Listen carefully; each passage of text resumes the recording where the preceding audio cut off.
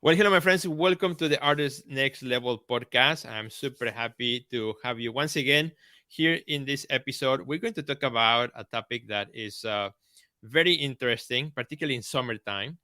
It's studio transitions, artists on the move. And today, here with us, we have our good friend Drew Harris, our good friend Elise Wagner, and myself, Sergio Gomez, where we're going to be chatting about transitions, moving one studio from one place to another. How do you reset? How do you restart? What are the things that you had to keep in mind? And it's a very interesting topic because the three of us are in some way or form involved into this process right now. We're gonna hear from you. You are gonna hear from each one of us, and I'm looking forward also to learn from Elise and from Drew because I'm in the process of moving. Resources, inspiring interviews, business practices, and practical advice to take your art career to the next level. Join Sergio Gomez in today's Artist Next Level and get ready to take control of your career.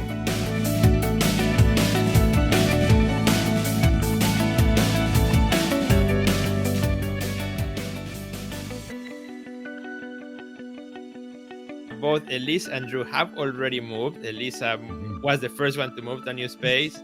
Drew just moved into a new space just within a few days ago. And I'm hoping to be moving, within a few weeks as well. So it's going to be a great chat. And before we kind of start talking about studios on the move, Elise, how are you? Good to see you back again. It's been not many episodes that you join us. I know. It's been a really wild road of just adjusting to moving, relocating the studio, living in a new, significantly smaller town, having, anything from the pets to, myself adjust, and then unexpectedly meeting somebody when I arrived here. And so it's just been an incredible transition and all of the things that have been involved with it. Can you tell our friends, for those of our friends who do not know you, can you tell our friends where are you located and how far of a move you made? And then we'll ask Drew the same, and then we go from there. Well, I moved from Portland, Oregon to Astoria, Oregon, which is a small coastal town on the north coast of Oregon, where the Columbia River meets the Pacific Ocean. And it's about 2 hours away. It's the very furthest northern part of the coast. So you're literally on the edge of the earth in this town. Wow. And there are only two ways in. So not too far. I can still go back into the city of Portland to take care of business and anything I need for my art and medical health care and all of that. So excellent. But it's pretty good here too, the healthcare. So excellent. Wonderful. How about for you, Drew? If you can tell our friends again, because they might not know where you moved from and to, and how long ago. Right. Great. Well, yes, like Elise, I just landed in this space about 10 days ago. Totally fresh. Yeah, I went from sort of the urban center of Kuala Lumpur, Malaysia, in a kind of little cement town, which was, a little enclave of, shops and businesses and restaurants and that kind of thing.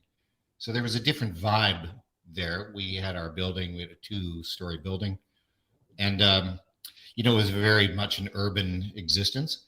And we decided that perhaps wasn't working for us. So we thought, okay, well, we'll look for our forever home, as it were. Mm-hmm. And we found a beautiful home, really only about maybe 20 minutes drive from that little concrete jungle that we were living in. And now we've find ourselves in the middle of a community with a park, with dog walkers, with lots of people doing Tai Chi and enjoying, and it's absolutely quiet. And I've been sleeping for about 8 days. So that's it. So I'm right here in Kuala Lumpur, still.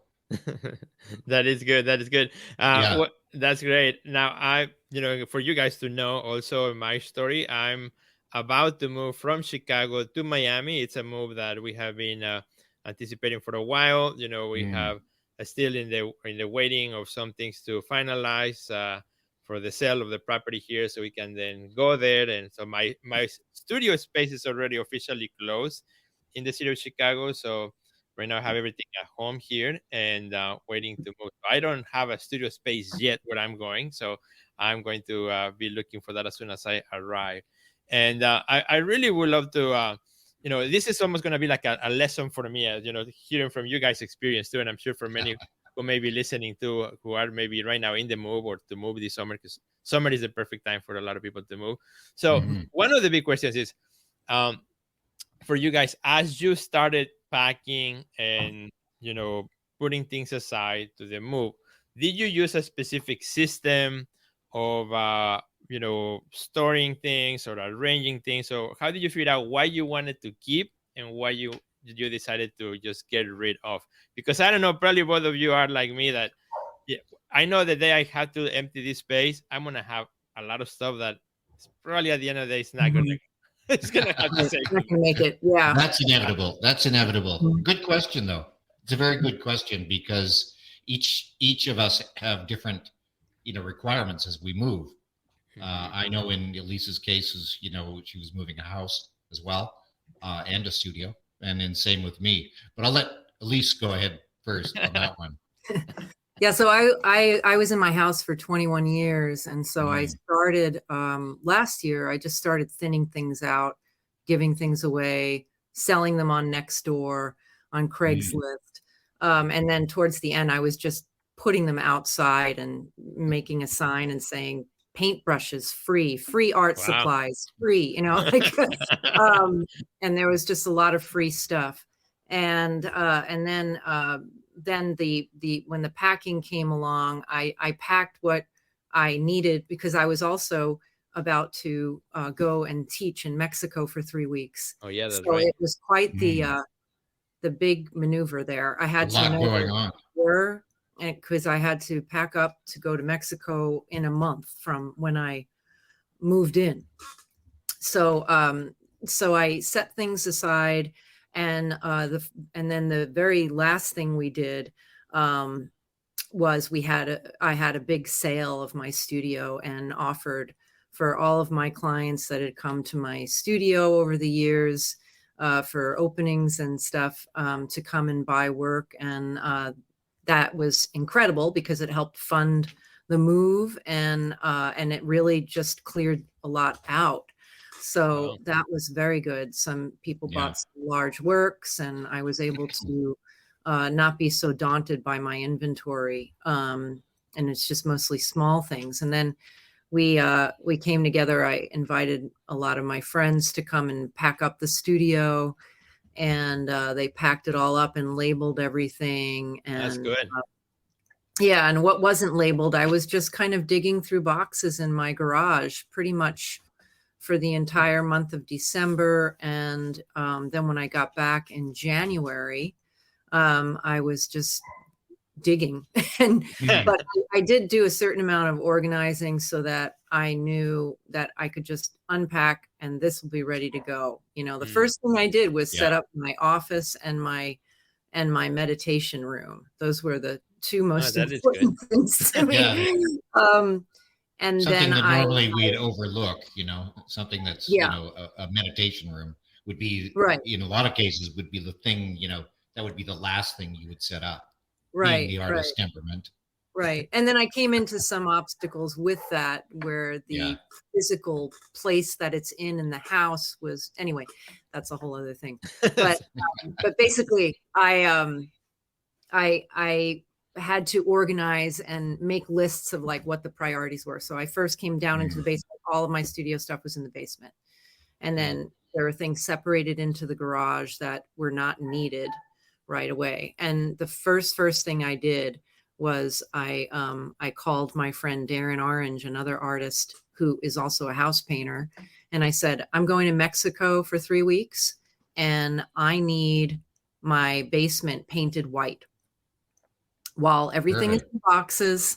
And then and then the other thing I did before the painting was I hired somebody immediately to build a wall, to have, so that could be painted at the same time, and it could be included in the space. I had to have a tankless hot water heater installed, and that created 4 additional square feet of space to get that hot water heater type. And then the wall went in, and then the painting was done while I was away. Philip was here shuffling things from one side of the room to the other for the painting project to run smoothly. And then the next step when I got back from Mexico was to move the press in, and I had to take it apart, and I had to send parts of it to Santa Fe because I got a captain's wheel there. Right. And so I had to have that put on, and we had a 1/16 of an inch to spare to get the press into the door. Wow. And a lot of things were taken apart, and a lot of I was really just thanking my running practice for getting me through everything, because if I didn't have the physical endurance that I have, there was no way I could do it myself. And Yeah, true. And if I didn't have a friend or friends in town, it would have been really difficult, and it would have gone a lot slower. So I was so happy that I was like able, and I made the move. Like you, Drew, I made it because, where I was living just wasn't inspiring me anymore. It became a little too urban, so to speak, Portland, Oregon, if anyone's familiar with what's gone on there. And I was there for 37 years, and I grew my career there. There's so many things that were created and took place in that studio, and it was quite grieving. It was a time of grieving for me too, which I didn't really consider how strong that grieving would be. But when you don't have a studio and you just left a perfect studio, that was very challenging. Yeah. February and March. This is a really interesting part that I want to touch on later. And that is sort of the emotional value of, or in value, I guess, when you make a move such as this. There's all the physical side, but there's also the emotional side. Yes. Yeah. And I'll tell you, and I've just been writing about it actually for the Art Next Level group, on my perspective on, not from the physical move itself and not from the physical space itself, but from the emotional space, where I found myself 10 days ago or 6 days ago, was, in a very sort of mild depression in a way, because I had missed, I think my body was so attuned to living in this kind of crazy environment of noise and anticipation. Yes. We were always anticipating something was going to happen. It just seemed inevitable. One noise would stop, something else would come on. Yes. That's construction would start on one side, it would end, you'd have some reprieve for a couple of hours. Yeah. And then, 2:30 in the morning, someone who was drilling 2 doors over, a wall out. And it was madness. So you're always living at this sort of heightened level of, your synapses were kind of tingling all the time. Yeah. And you don't realize something to happen. You just adapt to it. Of course you do. And then you realize only after making a move, like you might be feeling now. Sergio will feel this when he, heads off to wherever he's going, that you find yourself realizing then, wow, I just went through how many years, a decade or so, of this crazy heightened awareness, to be now brought into something that I thought I was in already. And clearly it wasn't, Right. I found myself, it was the silence that really changed the way I was, is going to change the way I do my art, and all for the better. So and there's it's the emotional really, side of where that. you are. Yeah. If where you are isn't feeding you any longer. And I was fine with, Googling and researching for the work that I do, but I also just needed something to directly, have this impact and feed me. And I live in an incredibly natural environment that, just today we went on this bucolic walk at Cullabee Lake. There's like all this old growth forest. Mm. Nobody's in sight. There are all these bear signs around. So I wasn't Oh, really that comfortable with it because I uh-huh. am an urban person. But it was just amazing that it was just sitting there, this lake. No one is there, and we are just walking in the woods in complete Oh. silence. Or I could walk out of my house at night and not worry about Mhm. anything. Yeah, Um, and feel comfortable. and Mhm. feel comfortable. And the only Yeah. reason anyone would come down my street is if they're going the wrong way or to see the house from the movie Kindergarten Cop, which I live across the street from. So Wow.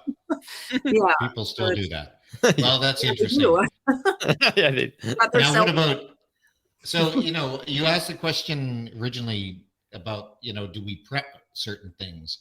So, Sergio, you were saying that there's a certain process in which we, or asking us if there's a process in which we get ready for a move, make the move, and sort of transition into that move. You are somewhere in between. You've Mhm. left your Chicago studio, Mhm. but you're still within the Chicago area, Mhm. and yet you haven't moved.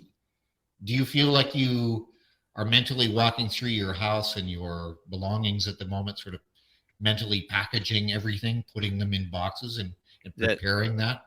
that's Because a I think yeah, as artists, we do that. We have to compartmentalize Mhm. right. certain things, and then uh, and we do it all visually. I think Mhm. that that's what's the draining part of our careers, that we Exactly. put everything in our head in boxes. Yeah. How, No, how do that's you a how do you that's a good question, Drew, because actually this morning I wrote for the Art Next Level also a piece that was called I'm writing something every day because that's also helping me to deal with this. I put something like wait, there's more in the waiting.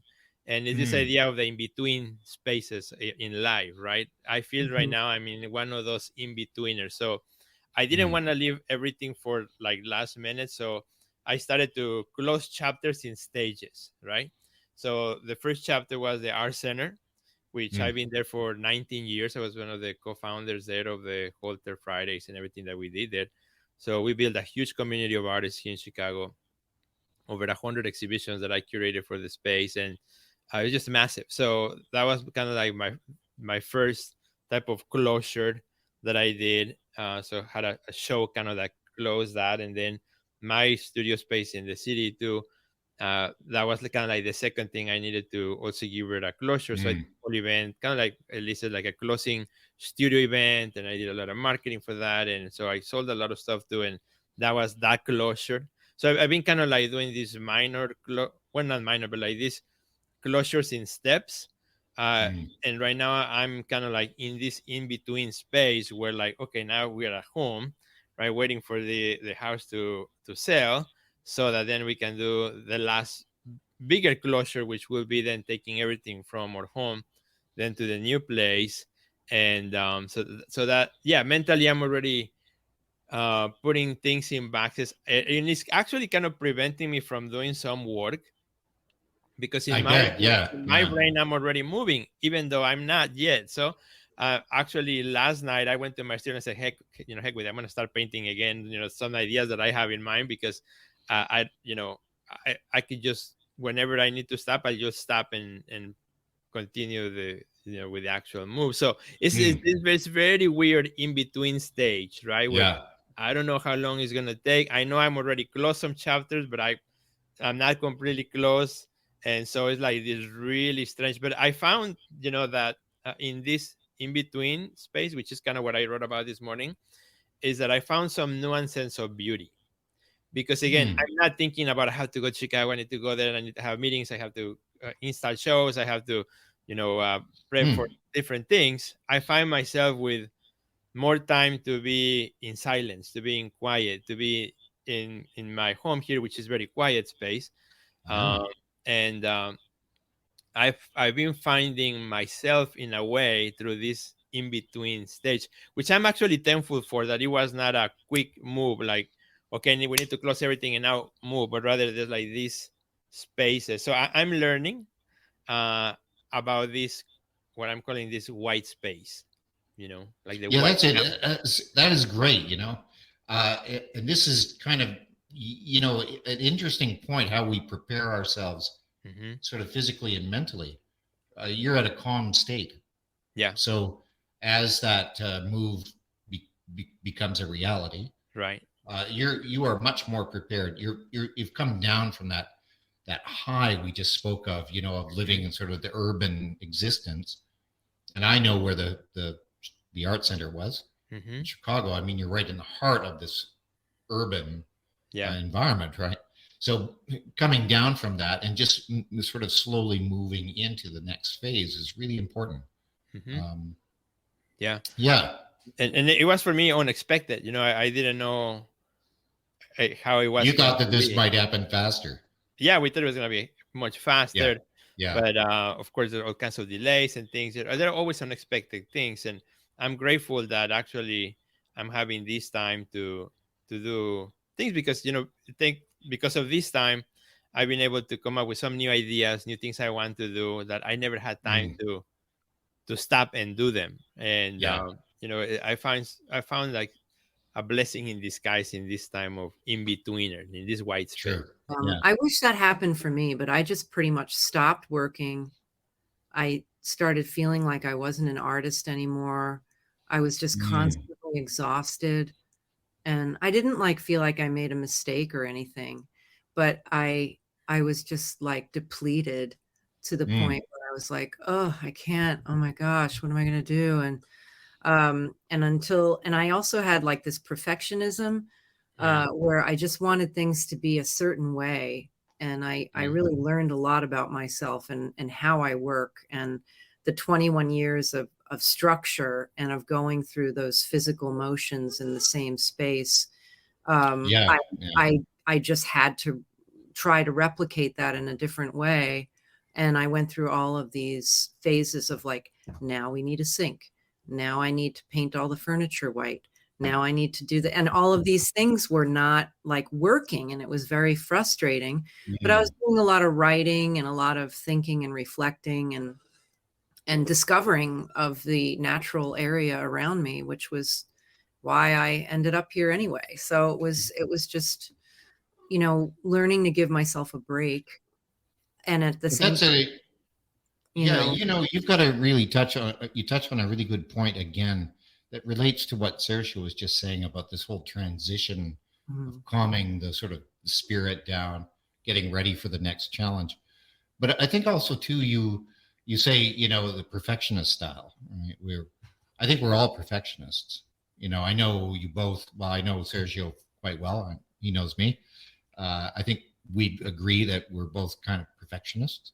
Um, but this kind of thing, this transition and a move that we're all making at the moment is really beneficial for that perfectionist side of us, mhm, and that it allows us to make change.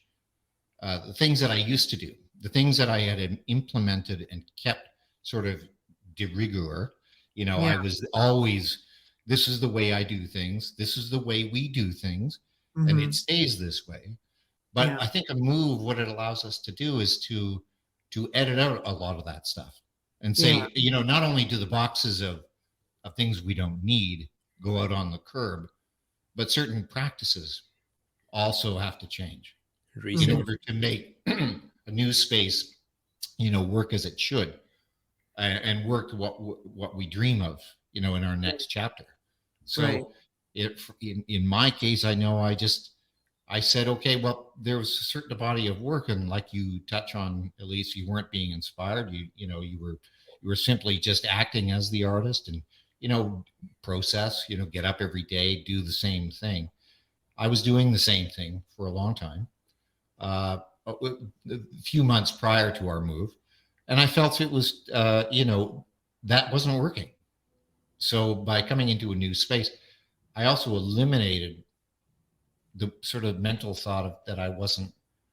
I had to change the process, my yeah, mental process, how I yeah, approach my studio, my work, my right, ideas, right. simplifying them.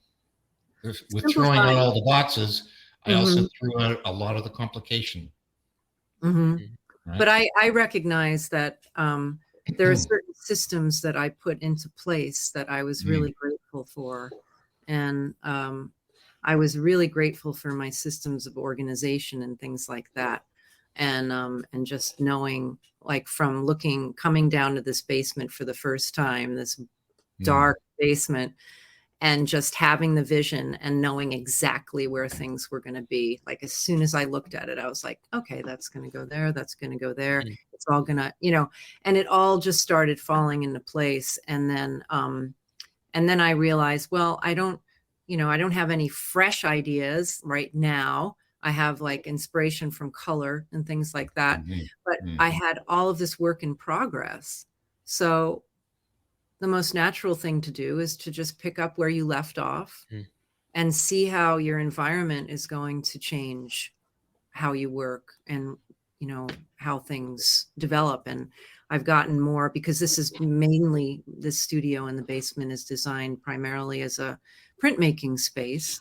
I've gotten more involved with my printmaking and really merging it with my painting practice. So that's become much more evident, like that's in the forefront, and that's changing the way I work, because I'm building a studio also for the encaustic painting part of my practice. So, and then I thought about doing some oil painting again too. So I'm still, it's still coming out. But the thing that I was a little bit hard on myself about was, why am I not getting out my watercolors? Why am I not in my sketchbook? Why am I not, just doing something?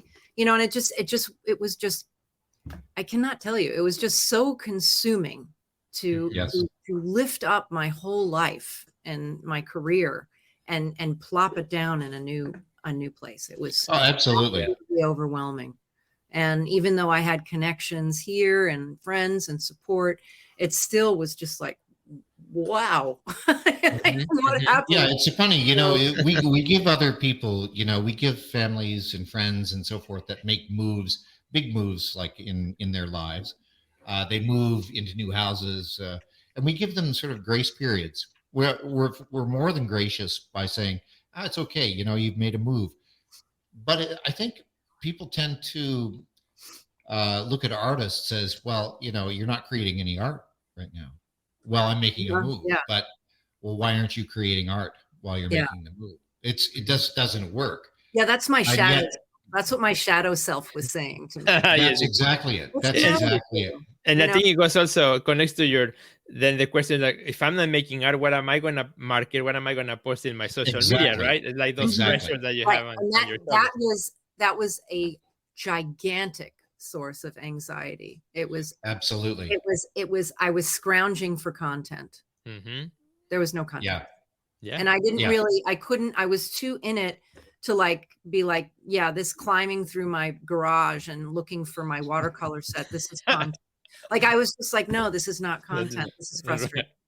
And I think one of the things too is it's really interesting, because we as artists, we're always thinking slightly ahead.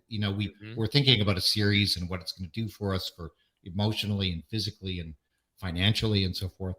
And we're always we're good planners. I would say we're fairly good planners as artists. We see in the sort of round, but I kept saying to myself prior to the move, which was really only took about a month and a half to do the final move. I kept saying, well, when I'm in the new space, it's going to be great. And I would put out, Instagram posts saying, something new is coming. And now that I'm here, well, something new hasn't come yet. So every day I wake up and I think, I've got to do something. But I, in my mind, I do not want to go back to where I was. And doing, everything, because a move is it's like a fresh new start. It's a fresh new beginning. And yet, the content that I'm not producing content. So what am I doing? I'm taking pictures of my dogs, sleeping in the yard. That's what's important right now. But from an artistic standpoint and from a business as artists, people are looking and saying, well, he's not producing anything. And that, I don't know whether they're saying that or not, but in my mind, I'm saying that. I think it's our own. It's in my own head thinking, do you think people think I'm just washed up now and just never going to do art again? But I'll gotta tell you, it's exciting, because I mentally prepared every day for a month and a half for this new space. Mhm. And I know something will come and it will be wonderful. Right. But that's the learning point that I had to encounter, was to say, stop pushing it. You don't Yeah. need to Just create allow it content to happen, every day. you Yeah, know? allow it to happen. Yeah. And You're on the going to get larger the best scale too, results. I moved from Portland, where there was once a very thriving art Mm, world and community that I was a mm, part of. And a few other artists have moved here from that time period. I call it the dream of the 90s because of mm, Portlandia. Hmm. And it seems like there's this trend of this dream of the 20s that's happening in Astoria, Oregon, with all of these kind of almost old guard Portland artists that are relocating. And it's like just leaving there, it feels strange. Like I didn't say goodbye, or I had a big yeah. event in my studio, but I didn't go into all the galleries and say, I'm leaving town. Yeah. I'm like, nobody cared anymore. Like I didn't feel as though the community was the way it was anymore. It was not Yeah. there. And so Very true. and that was a big part of it for me too, was I needed, there was, it just wasn't feeding me on all levels, Hmm. community included. So it was like, let me just shake it up and see if there could be something created here. And I Mm, really feel it. I feel this energy here. There is a lot of opportunity for artists. mm. And even though it's a small town and it takes 2 hours to drive to the airport when I leave town, it's still very worth it to be here, because it's just what the access I have, and the peace of mind, and the change of scenery, and the quiet, and all of those things that contribute to, being creative and being Yeah. able to be open and let the floodgates open to your next thing.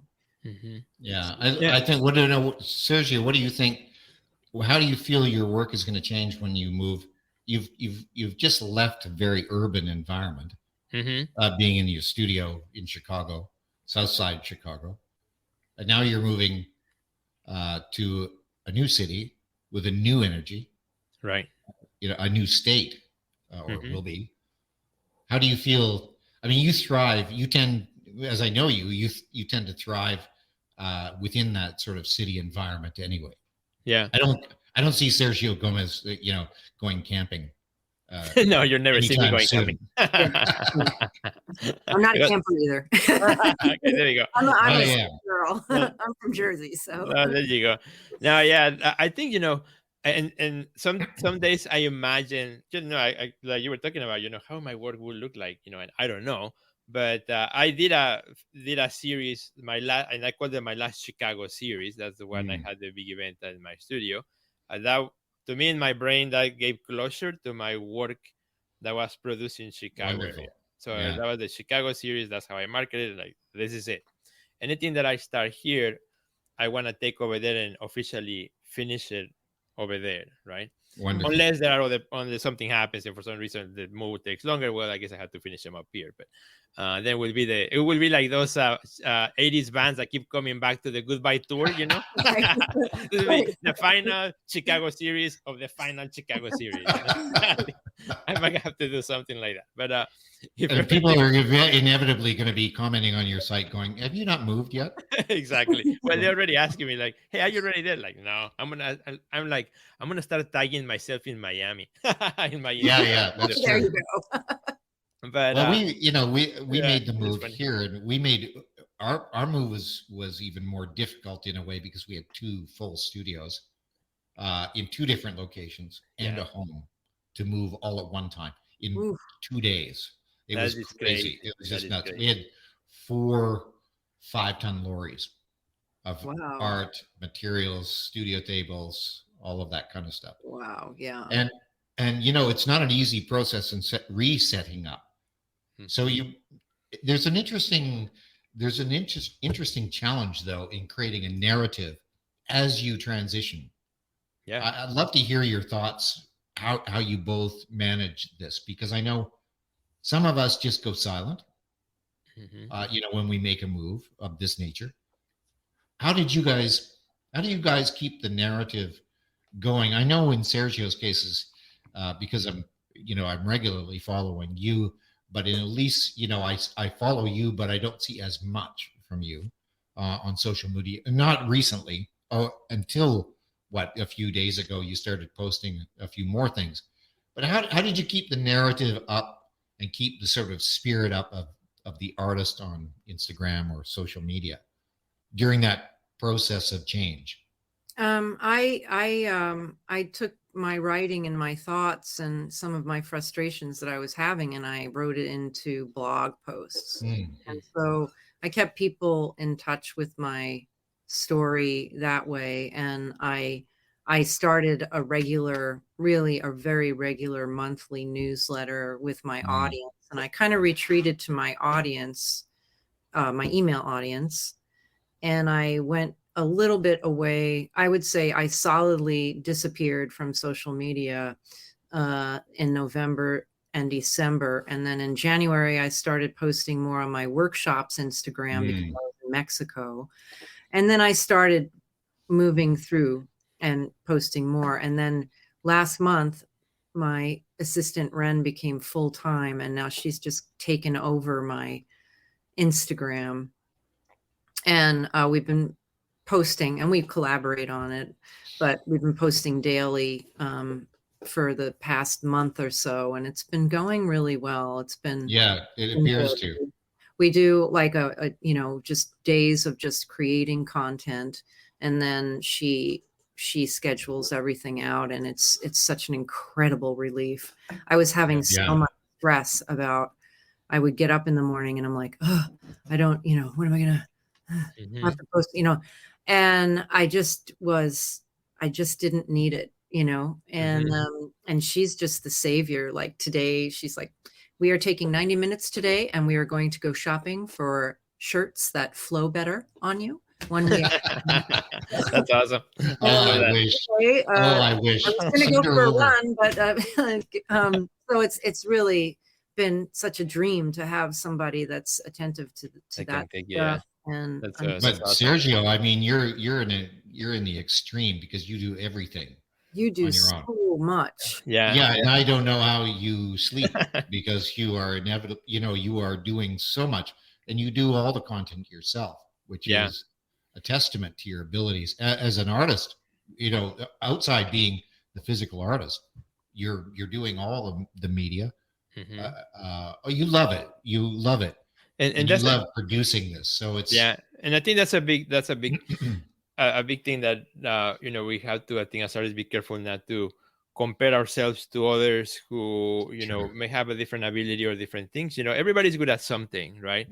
And I think once we find what we are good at and we enjoy it, then it becomes less of a hassle. So right now, I mean, I've always loved the video and the social media and the technology. So for me, it's so natural to just create more stuff. I regularly post multiple times a day, in multiple accounts, so it's part of kind of like my daily routine. And I usually take Sundays off. I usually on Sundays, I don't post anything. So I take a break from being in that mode of content creation or doing things. But it's been challenging too, what I've been, if you follow my social media, I've been doing a lot of repurposing of material, right? So doing a lot of things that I had already videos from, and in order to to continue showing up. And I have to realize that, like, I think you mentioned it, Drew, like in our mind we think like, oh my god, if I don't show up, they'll think, oh, what happened to me, right? But the reality is, like,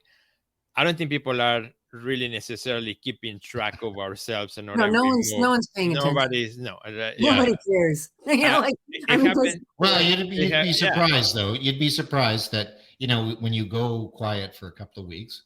Well, I think when it's an extended period like that, but if it's just a couple of days, absolutely. Here and there, I think there's no big deal, right? But for someone like me, I think where I enjoy it and I find ways of doing something. So what I discovered through this kind of like in between period is my love for writing, which I've always loved to write things. So I started writing more. It's like, okay, I'm not gonna do as much video, but so I restarted doing more quotes like I used to do before, because now I have more time to think. So Mhm. I Right. approaching a new routine. So I wake up in the morning, and when I'm done and ready, then I go to the computer and I write my daily message that I'm gonna send to the Art Next Level community. And so I write that first, and I'm purposely not thinking about what I'm going to write until I sit down in front of the computer. So I wanted to Mhm. just Great, great. come fresh, and I'm challenging myself, see if I can come up with something fresh every morning without having to make a calendar or a planner or make it more difficult than it should be. To Mhm. me, like I want to just open up my mind and share something that is short, 3-4 paragraphs, and then I take that and that becomes also a blog post. Mhm. And then Yeah, from that, I'll take that and that I take a quote. So I take the quote, I I put the quote on Twitter. Once the quote is on Twitter, then I take a screenshot of the quote on Twitter, make it a square, and post that on Instagram. yeah, beautiful. Yeah, And we've then Yeah. seen these, and they're yeah, really so good. it's all Yeah, connected to that one initial idea, the whole thing. So then the blog post, and then I use an app that shares it to every all my social media platforms. So it shares it to everywhere. yeah. And I found that is kind of a nice flow that I timed it. Takes me exactly 1 hour from the moment I sit down to the moment that it's already in all the platforms with the Of blog, course, you timed it. the story, yeah, and the social medias and the captions and everything is being done. So to me, it's like I'm enjoying that hour, which before I didn't have because I had to run, So Yeah, yeah. I Right. don't. But I think that this is And that's a also good this thing. is really good information to have because we there I was told years ago by an artist Mhm. in Toronto, one of my contemporaries. He had said, I'd said, how can you be so prolific? And he said, well, I work every day. You just work every day. You do something every day. And I think Yeah. I don't follow that as religiously, I suppose, as other people like yourselves. You guys are always working, uh, but it is true.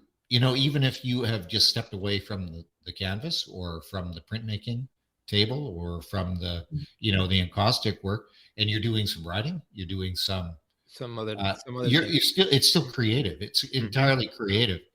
It's just in a different form at the Exactly. moment. And I Yeah. think your creativity, in particular, Sergio, because I see it, within the group every day. There's that story.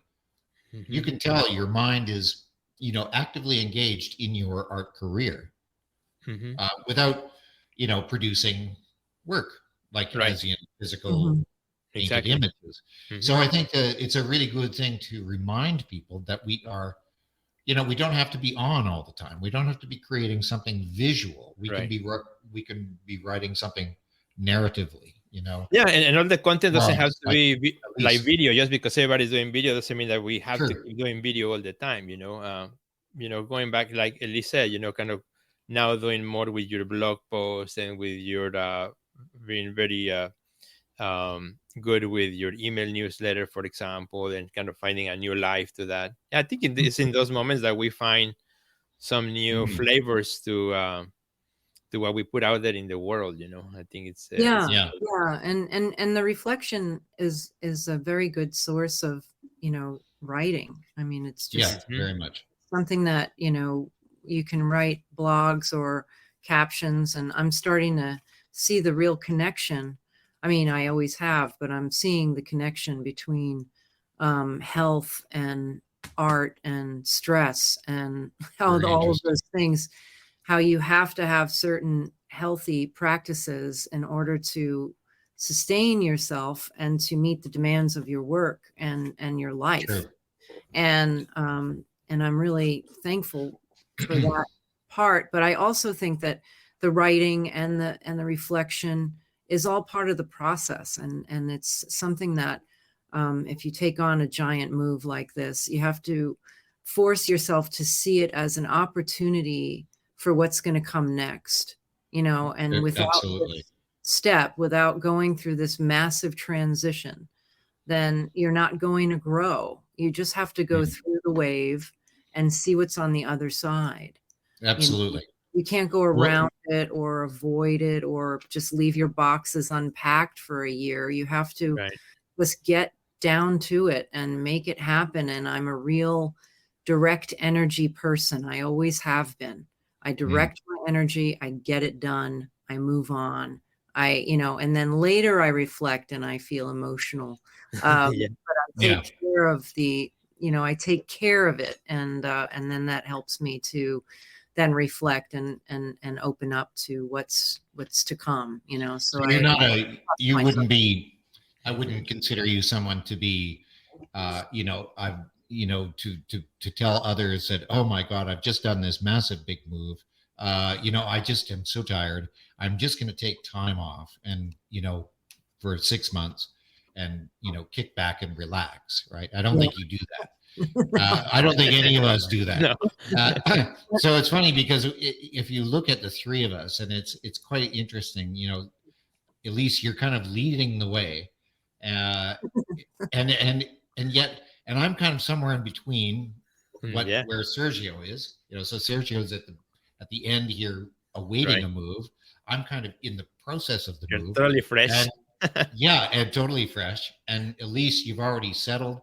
You've done the move. You've found your inspiration, and you're moving forward. And I think, it really is a good example of the three very distinct stages of moving a studio or moving a life. And I think it's anybody watching this will see, and following us on social media will see those distinct stages. And I think they're important to go through. Yeah, we're thinking about inspired by it. Like, I want to do a video of like when I first walked into this space, and then my stuff in it, and then the paint, and then the and all of the different phases, because it is quite remarkable that it started literally on January 3rd, and it's now June, middle of June. I'm working in the studio, like I'm going to be working with the commission, and I'm working in the studio, and I'm starting to see how I can physically be in here, but it came with yet another last decision to have a working wall in addition to the wall on the other side, which is more for gallery display of the basement. But, and now I feel like I'm going to get so settled into it that I submitted my paperwork to the city yesterday to build my studio. And I'm scared that when the construction starts, I'm going to be like, oh no, I'm fine with the studio. I don't want any more disruption, but how many moves have we made? I mean, I've made a number of moves internationally. Yeah, I was thinking about that before this, how many studio moves have been made. And, well, we've had to, when I got married here about 16 years ago, we separated where we distanced ourselves from normal gallery practice here and set up our own galleries. So that brought in something new. It was exciting at the time. Didn't quite work as we'd expected it to in the location we moved to, which brought us back to here. But even within this environment, the Kuala Lumpur environment, both our careers have changed slightly, and we've had a number of studios, rentable studios and that kind of thing. But I think we were always right on the cusp of finding the perfect studio, but it wasn't yet perfect in all aspects: the silence, the quiet, the health, the creative vibe, the flow, energy, all of that. And I think I'm quite excited to say it. I feel like we are as close as we could ever come now to finding the perfect space. That's a good. So we're kind of following in Elise's, and then I think Sergio will come in and follow in behind both of us. Follow your footsteps. Yeah, absolutely. And you will find your space, right? Which it seems, you can keep dreaming, and there's a beautiful thing about that. We can dream about our new spaces, and then invariably, I think, like my wife says, put it out into the universe, and it will come. Right. And we all do this. I put it out into the universe. I needed quiet. I needed a place to call home, and I found it. That's amazing. And I think Sergio's got a dream. He's got a vision, what he wants to do in the coming months, and that too will come to fruition. Right. Yeah, no, absolutely. And that's kind of like that. This first studio that I'm leaving behind is started how it all started, right? With that kind of vision of what I wanted for the future. So looking forward to that. And believe it or not, my friends, we are almost at the top of the hour in our conversation. So I want to ask you one question to both of you as we start to wrap up.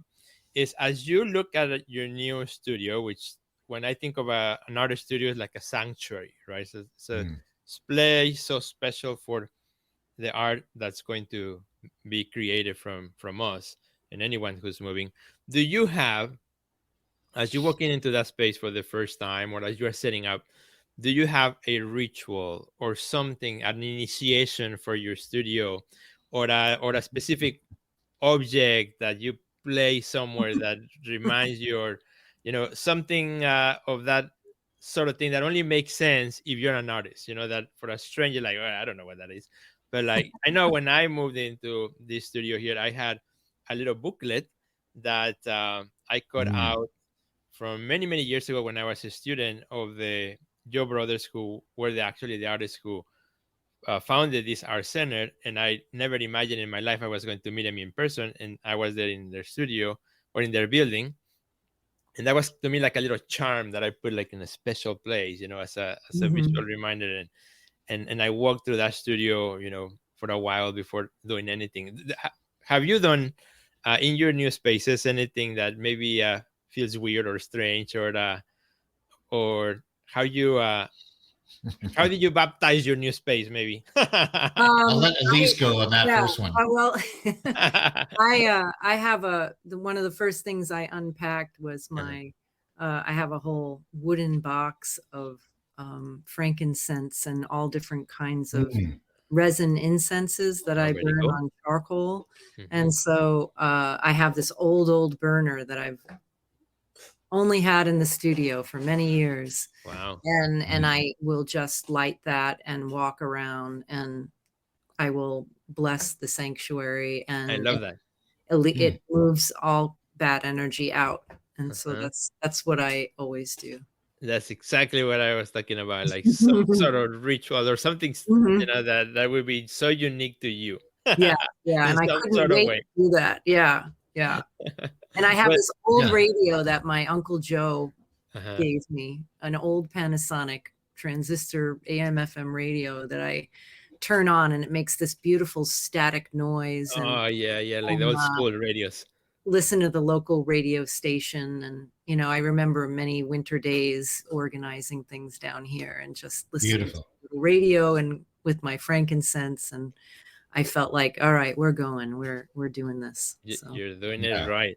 How about for you, Drew?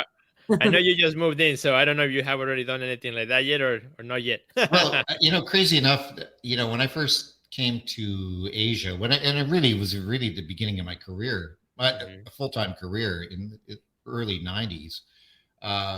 And I had come to Asia, and it did well for me. And I've been blessed by, living here now for many years. But also back then in the 90s, there was a certain energy that was brought to my career. And one of the things I had made back, and I had it actually made by craftspeople in Bali. When I was living there, I'd stopped there for a couple of months, literally, just to do laundry, actually, as I was traveling around the world. And I ended up staying for 2 years, like many foreigners do in Bali. But I became friends with the locals, and I had a gong made. It's a brass gong, and it's about 16 inches in width. And it's a solid brass piece. And I watched the craftsmen make it and how they tune it. And then I've been carrying this thing around. It's a pretty weighty piece of furniture. But I always love to see that. It's got the most beautiful haunting sound. As soon as you touch it with a gong mallet, you just touch it very lightly, and it will just resonate through the space. It's an unbelievable sound. So I always put that one up. It's always somewhere in my studio. A lot of the times I don't have it actually hanging, because if I have family or children over, they see it and they see the gong hammer and they go, "Hey, what's that?"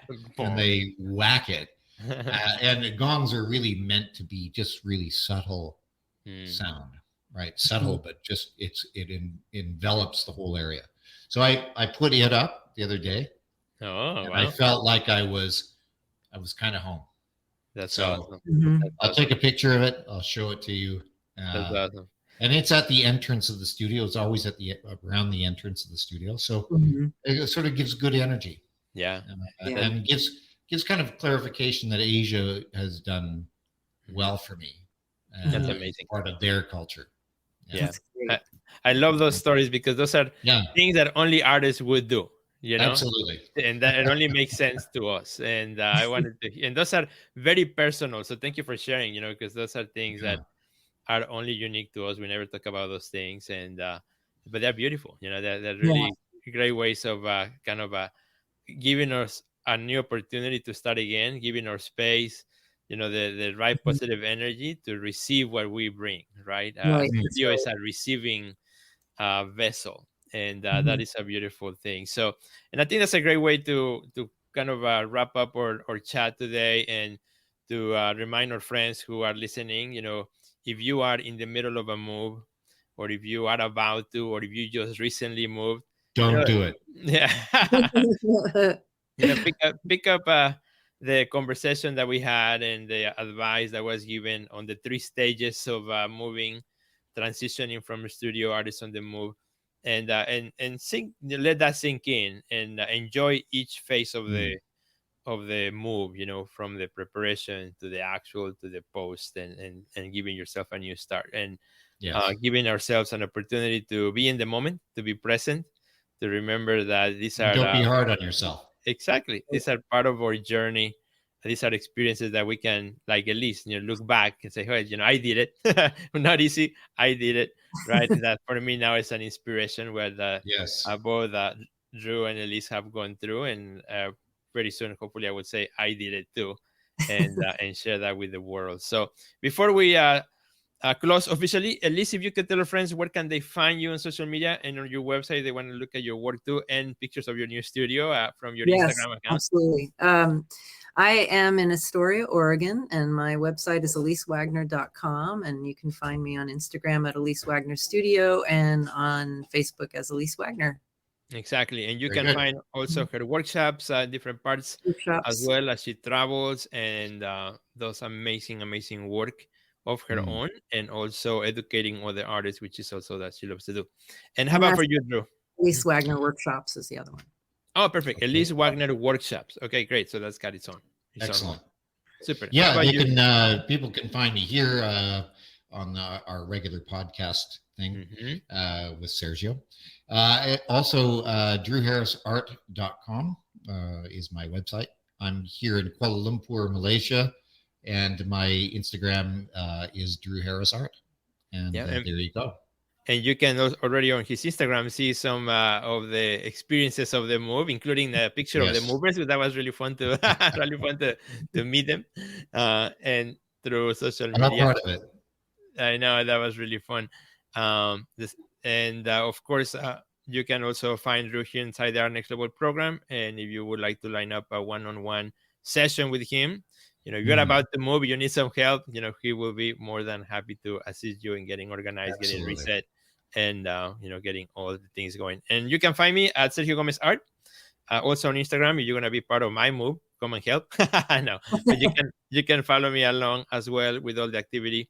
And of course, here inside the Art Next Level program, you will find our community where you can connect with us. We can help you in your own art career. So thank you, my friends, for watching or listening. If you are listening as a podcast, please give us a review to this podcast. Or if you are watching here on YouTube, please click on that little share button, subscribe to our channel, and don't miss the next episode that is coming up very, very soon. Have a great rest of your day, and I will see you at the next level.